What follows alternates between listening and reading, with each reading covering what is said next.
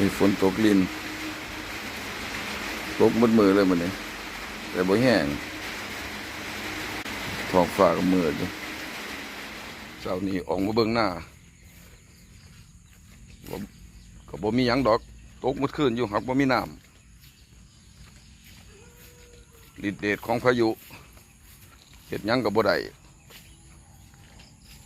เขาก็อยากงามอยู่เขียวแต่บ่มีน้ำให้แซ่ก็ยังดีอยู่ตกมามันซุ่มแค่กลัวมันหลังฝนตกทั้งคืนเมื่อคืนตกเมื่อคืนแต่บ่มีน้ำบรรยากาศทงไห้ทงหน้า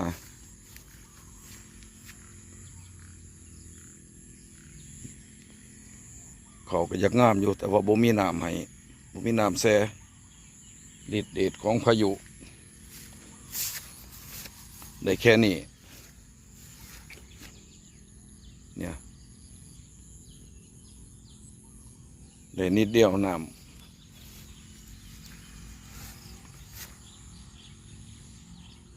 ดอกบัวกับดอกเต็มสาเลย